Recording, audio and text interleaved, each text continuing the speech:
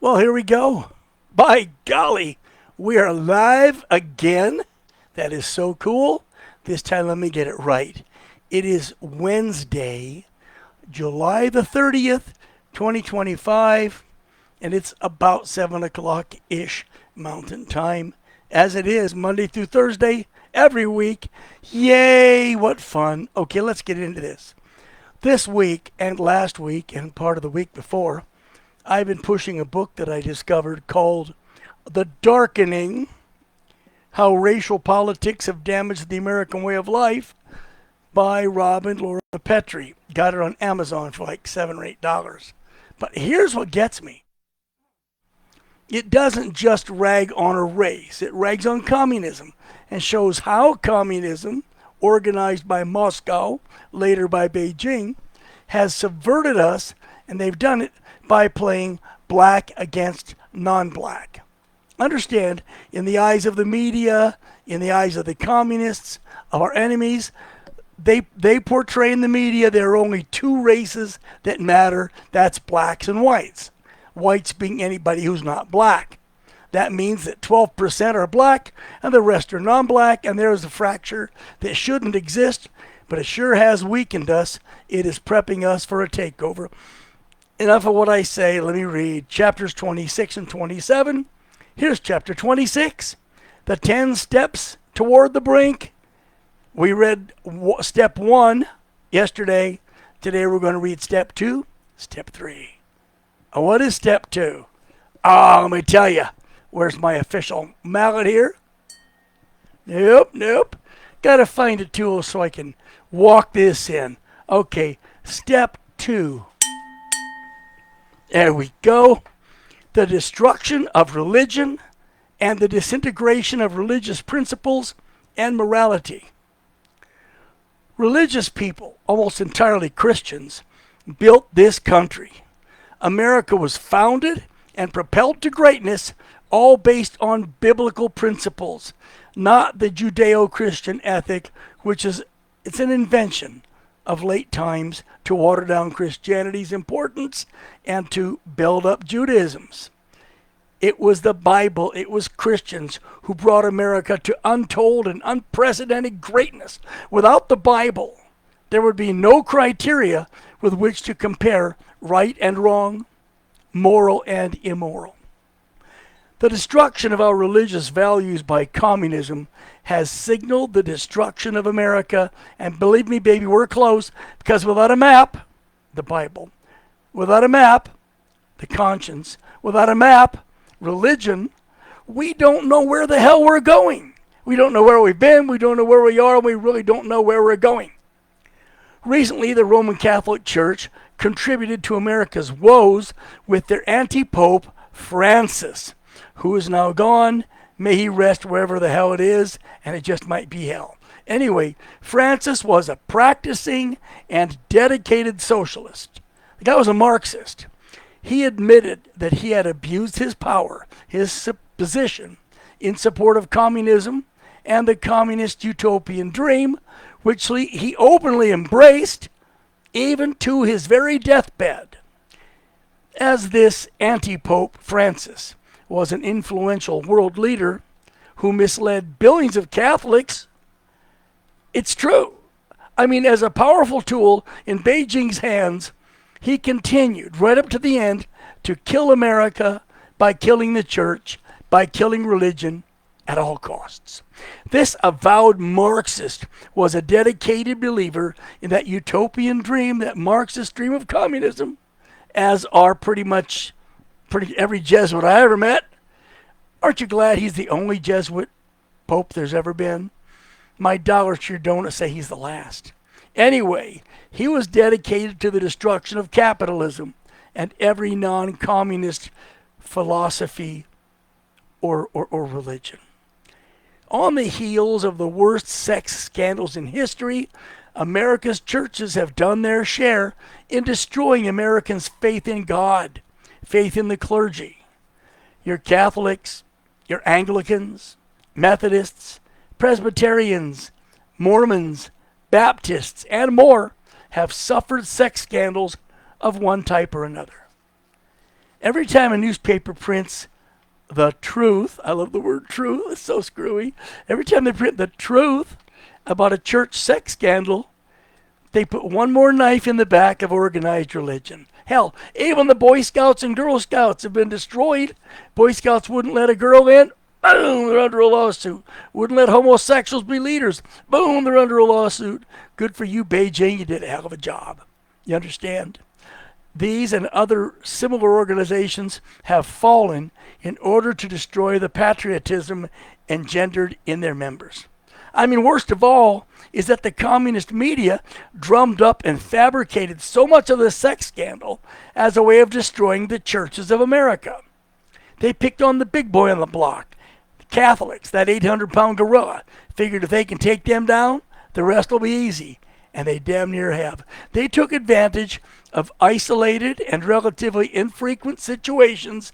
They exaggerated them, they blew them up, and they kept blowing till they had a blazing flames of falsehood. So much of what they reported was re-reporting or exaggeration to make it look like every priest, every deacon was a pedophile. Their working knowledge and experience in the use of lies and disinformation worked beautifully. Like a Swiss watch, their plan to destroy Christian confidence in the church went tick, tick on the tick without a hitch. As with the Nazi Holocaust, which did happen, but wasn't nearly as horrible or huge as the media expanded it to be. Same thing. Today, we believe in lies upon lies, with more yet to come. Of interest is a recent API survey that showed that nearly 1/3 of complainants in the Catholic sex abuse scandal, nearly 1/3 of them were lying. Nothing ever happened, but they saw a chance to pull some money.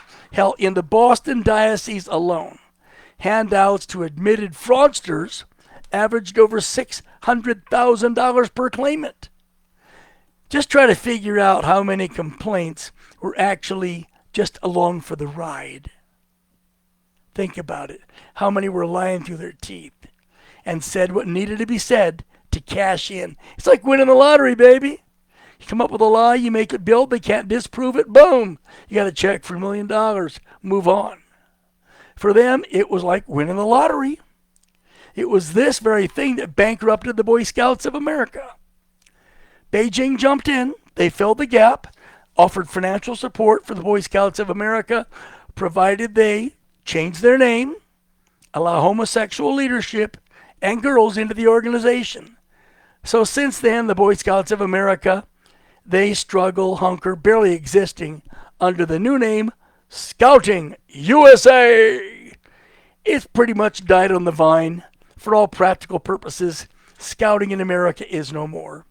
Congratulations, Beijing. Did a good job. Many great leaders in this country's history have been Eagle Scouts. Almost all of these great leaders have grown up as a Boy Scout or a Girl Scout because the morals and the teachings of these organizations, founded and inspired by Lord Baden-Powell, have provided motivation and guidance for countless young men and women in their formative years. With those organizations gone, I guess I'm waiting to see if young pioneers, like in China, I'm waiting to see if you never know what the hell they're going to do, but they have really destroyed childhood. They've taken away what was a safety net for millions and millions of boys and girls. They suck. In the words of my dear parted grandmother, they make my ass hurt. Let's go to chapter 27. Here it is, step 3. Okay, we did 1, we did 2, we did 3. This is step 3. The near destruction of our electoral system. Electing, choosing, picking voters. Cheating, allegations of voter fraud have caused the American people to lose confidence in our current electoral system. It's a fact. It's got more holes than a spaghetti strainer. It sucks. More and more evidence shows us that political parties have spared no effort to stuff the ballot box in ways you wouldn't believe. From mail-in voting to extended voting hours to questionable computer ballot practices, faith in our electoral system and government is at an all-time low. Recently, a survey by Reuters showed that 70% of those surveyed say they have such a low regard for their electoral system, they're just not going to vote anymore. They just stopped voting because they figure, doesn't my vote count? Shit, they're going to cheat anyway. I don't know whose side it's going to land on. Hundreds of cities, thousands of towns have extended voting hours. First thing they do is they create early voting.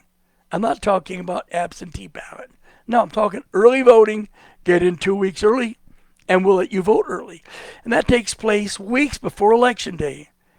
And they allow voters to do this without ID. Who are you? John Smith. Don't have to prove it. Go in, here's your ballot. Come on. That's how so many illegal aliens were voting in the 2020 election. Because you didn't need to provide ID in most states. More votes came from postal ballots, which are mailed in. Understand, the Bureau of Elections mails out a paper ballot to pretty much every physical address in the district, in the state, in the area. They mail them to vacant lots, to 7-Eleven stores. Can you spell fraud? It leaves the door open. More votes come in from those postal ballots. Whether the address is right or wrong, somehow it comes back, and usually with a Democrat leaning. Oh, I'm not going to get political, but let's go on. Just know that over 68% of election poll workers in America, over 68% are Democrat, are liberal, progressive, communist, Democrat. The automatic bias formed by such a large number of Democrats in the polls has allowed them to steal elections like the way they did in 2020 between Joe Biden and Donald Trump. Americans decried many obviously illegal moves, but their cries fell on deaf ears because illegality was rampant. There was so much of it, you couldn't pick one out and prosecute it. You understand? It was that bad. America's mainstream media and their compliant sponsors turned a blind eye and accepted whatever the parties told them. Ignorance and apathy always seem to rise to the surface, and they sure as hell did in the last election, they did in this latest, and they will in the next. Mr. Donald Trump said, I want to quote him, because this I don't normally quote him, but this is so true. Quote, a fair election system would involve same-day voting only, proof of identity, and a paper ballot, end quote. The guy hit the nail on the head. But we're busy plunging headlong into the unrealized promises of computer-aided voting because we love computers. We want computers to run our TV sets, to work our watches, to play music, to work our phone. We love computers. And we do ourselves the worst of disservices by loving computers in any electoral situation. Think about this a minute. How can a country like India has nearly 800 million voters. How can they count and verify their elections within 24 hours after poll closure? Polls close 24 hours later, they've got your winner. How in the hell do they do that? Why don't they use computers to run their vote? They don't, because they know it doesn't work. They count them by hand. They send it in from polling station to polling station. And with 100 times as many voters as we have, they get it done overnight. Yet here in America, every election, you can count on California, Georgia, Arizona, other states like that, to spend months counting and certifying their vote. The answer is simple, people. American states, counties, and cities are cheating rampant. They're manipulating the ballots in ways that are so over the top you wouldn't believe it, except you have to see it. When boxes and boxes of mail-in ballots come in, and none of them has even been folded, and they all only vote for the presidential office, and you can scratch the X off with your fingernail, does that mean maybe it's fake? Oh, maybe, you never know. The biggest problem we have right now with all the problems in our totally sucked up, I use an S, not an F, electoral system is computerized voting. You don't need a computer, but the idea of high-tech voting really appeals to Americans because Americans are increasingly tech-hungry and remarkably naive. Computers are vulnerable to large-scale tampering, which is impossible in an analog paper ballot environment. If I'm hauling boxes and boxes of ballots from point A to point B, it's easy to follow me. But if I'm sitting somewhere in the basement playing with the algorithm, moving digits around, computer voting is about as insecure as a paper bag in a forest fire. Now, that's a fact. What I'm reading to you, I believe. This much I fully believe. Now, tomorrow, last day of the week, we're going to cover chapter 28, which will be step 4, bringing us toward the brink, and 29, which is step 5. What are they about? Let's cover that.